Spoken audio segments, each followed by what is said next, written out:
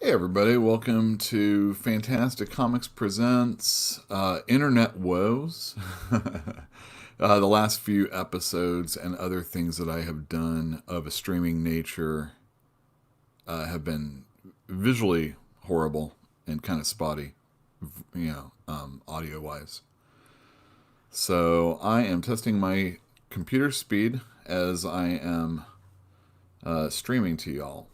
Hello, my name is Ewell. I own a comic book store in Berkeley, California called Fantastic Comics. For those of you that have not ever witnessed my ramblings on video, since we're doing this, let me put this up. That's where I'm located. You can call us and contact us and come on in. We allow one person at a time with a face mask. And then I wipe down the counter when you leave and help the next people that come in. Usually they already have stuff pulled aside for them, pull customers. We are a comic book store. We sell all sorts of comic books, but not a whole lot of other stuff. We're a very small location. We used to be in a larger location in downtown Berkeley, still in downtown Berkeley, just in a little bit more residential area and a very small location. We do have a downstairs where we have back issues, and that's pretty much set up and ready to go, although it's not as full as I want it to be as of yet, but we're getting there. We also have a website. Check us out on fantasticcomics.net. There's a big DC thing. Oh, well, look, we got comments. Let's see. Courtney. Hey, Courtney. How's it going? Just doing this again just to test out the internet. Is today Tuesday? It is not Tuesday. Boogie. Hey, Boogie. Wow, this is a whole wrestling council thing. I should just send out some invites. We'll be getting together tomorrow on Comic Book Bob's channel. Just type in Comic Book Bob, subscribe to him, because Boogie and he and I are going to be watching Reanimator. Don't look up Reanimator if you don't know what it is. Be surprised with the rest of us, and we'll all watch it together. I know. I feel so now, this is the deal. I had thought that it's always 6 o'clock to 9:30 or 9 o'clock, and then my internet is okay again. Grab an oar. Woo! Take that. Now I'm just thinking it's Tuesday through Thursday at 6 to 9. I'm going to check my internet speed right now. Jill says it's looking fine on her end.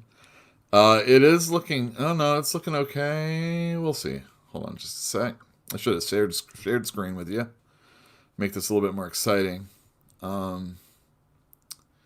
We were okay on Sunday. Jill and I streamed from the same location over to Boogie's channel. Oh, Jesus. I screwed up. It's looking pretty good. I should have got a drink, too. Oh, well. Download speed's over 400. And my upload, I'm going to get that in a sec. It's looking strong. It's in the 16, 17 range. Ah, damn. I don't know what the hell's going on. Maybe we got it fixed finally, but we'll see tomorrow night. Does anybody want to talk about a comic book? I have it right here. Let me do a very, very quick review, non-spoilery, and I'll try and remember everything that when I read it, the comic that I'm going to be talking about. Let me do this. Let me share screen. This is nobody else has done this yet, so this is a first. Look at that crossover, everybody. This is the whole very first issue by Donny Cates and Jeff Shaw that's going to be coming out in a few weeks. It's got great artwork. Jeff Shaw is the guy that worked on Thanos with him, I do believe.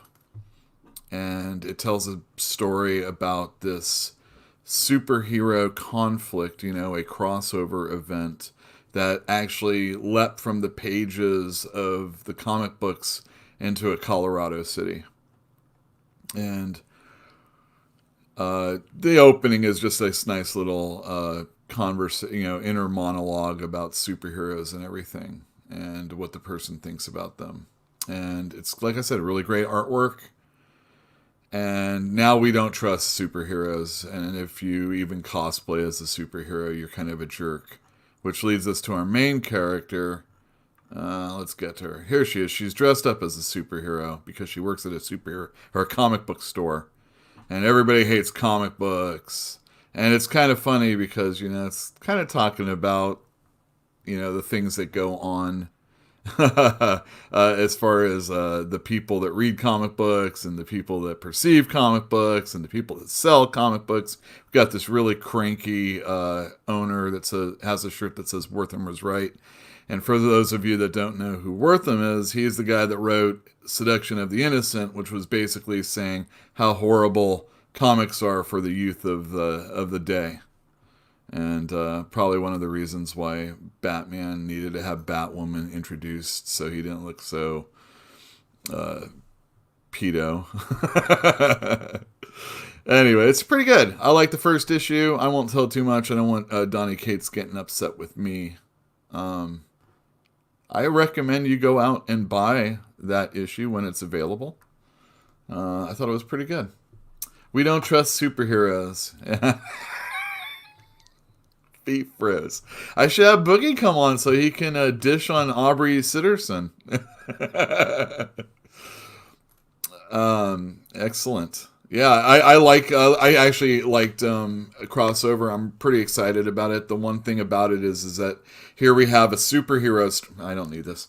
Here we have a superhero story that is not any superheroes you know. There's going to be your archetypes, I assume. And, you know, oh, that's the Superman. Oh, that's the Spider-Man. But it's not Superman. It's not Spider-Man. It's, you know, just these little knockoff characters, as most of the story seems to be about, you know, humans. So, yeah, superheroes.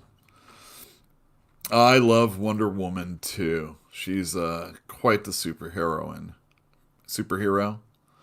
She's always quitting the Justice League because of the dudes just being jerks, though. Yeah, I recommend going to the comic store and pick up Crossover.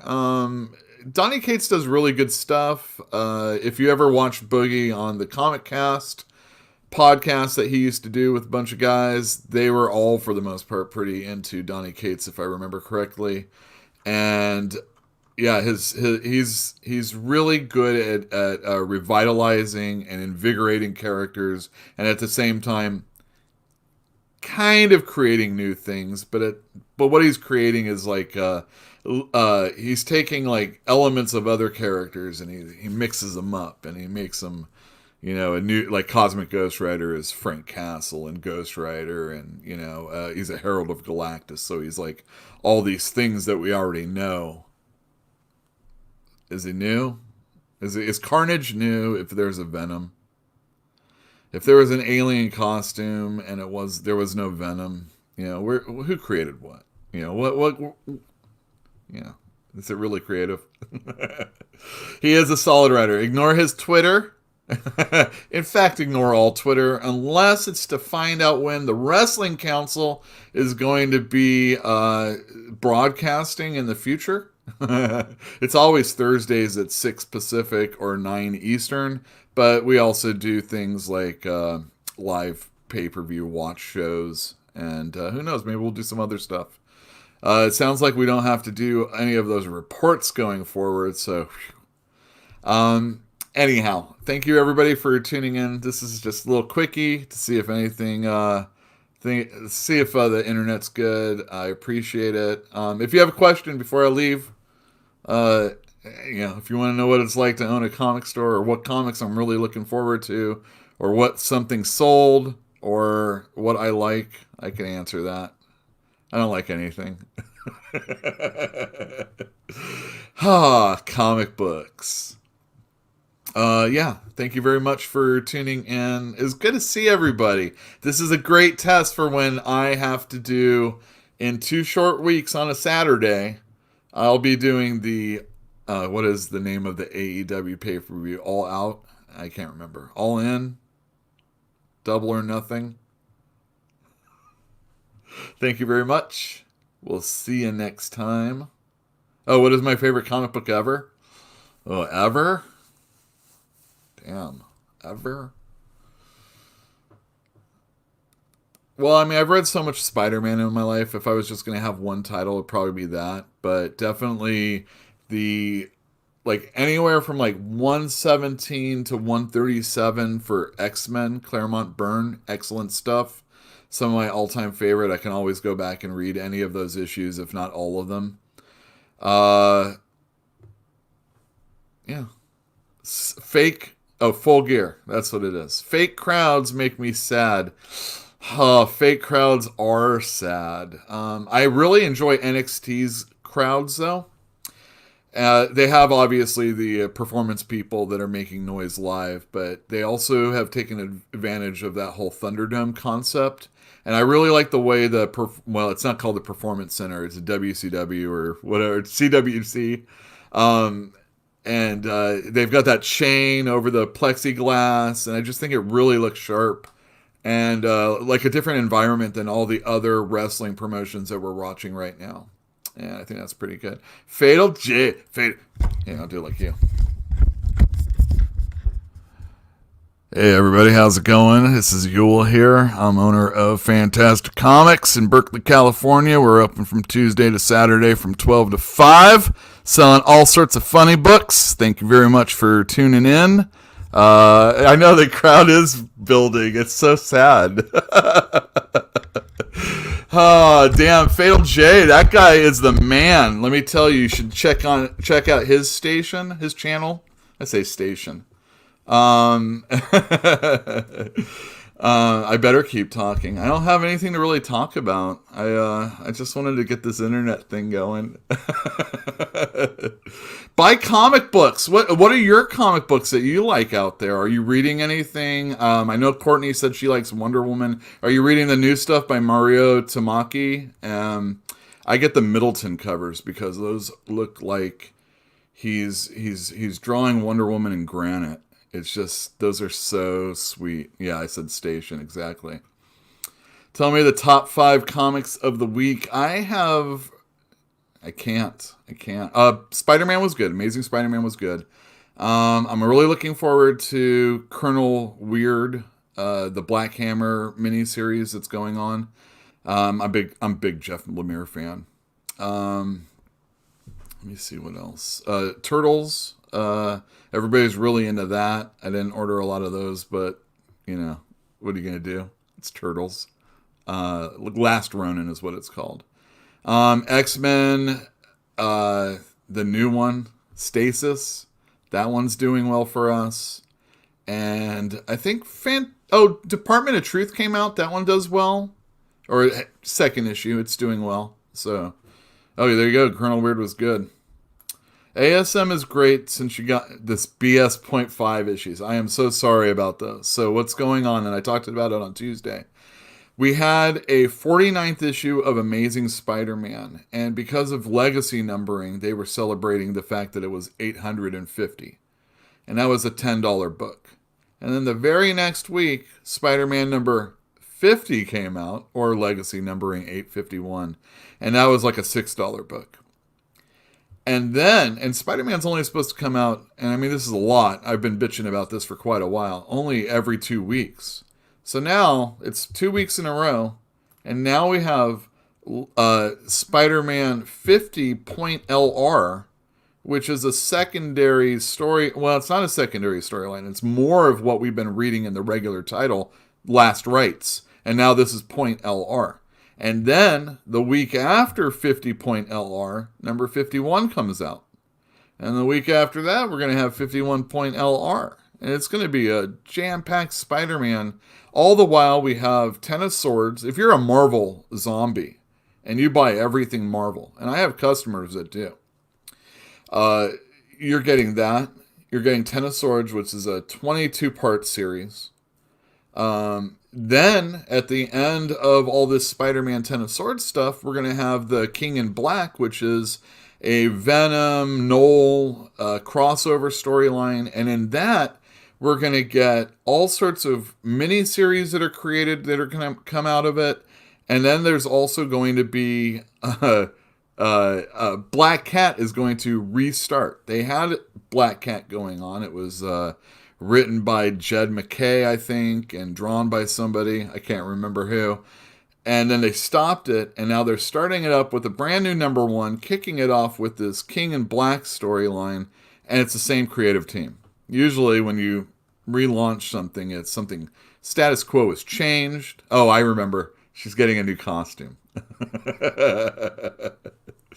So that's what's going on with Spider-Man. But yeah, it's unfortunate that they do that. Marvel is very predatory. They feel very predatory. We are in a situation in this country where we're not all making money, and comic book entertainment is supposed to be cheap for the people out there, and it really, I mean, $5 is nothing, but when you start adding it up along with all the other books and you walk away from the comic store and you're spending $35, it's not cheap entertainment on a weekly basis. And, you know, a lot of these Spider-Man's forcing you to come in weekly. I appreciate that as far as selling things to people, but it becomes so onerous that, you know, I've got all these comics that I haven't read, and I'm always buying comics I'm not going to always read. But paying money for it like that is very difficult. And DC, you can see they are starting to cut down. They don't have near as many titles. They're going to have like 45 in January or something like that. They'll still have trades and things, but Marvel is going to be like 70, 75 titles. And I assume if like COVID wasn't going on the way it is, take, you know, a grain of salt on that, I don't care. They would probably be at 100 titles because they have in the past. They're such jerks. All right, last Ronin was good. Hey, Mr. Irwin, how's it going? Thanks for tuning in. I spent 100 this week. Wow. I did too. I bought some books though instead. I got Full Bleed. That's that IDW mishmash zine kind of like thing. It has stories from comic creators and art and little interviews and things like that. It's a pretty neat little book. But $100, Boogie. Now you know what he's doing with all that super chat money. He's buying Spider-Man and he's out on Twitter saying you can get codes. Anyway, thanks everybody for tuning in. It's really good to see you, and tune in to Comic Book Bob tomorrow. I assume it's going to be like 4 or 5 on the West Coast, 7 or 8 on the East Coast, and we're going to be watching some horror movies. Who knows? But definitely Reanimator. Oh, I love Reanimator. It's the best date movie. It's not the best date movie, but it is. I mean, you know where you stand after that. See you later. Bye.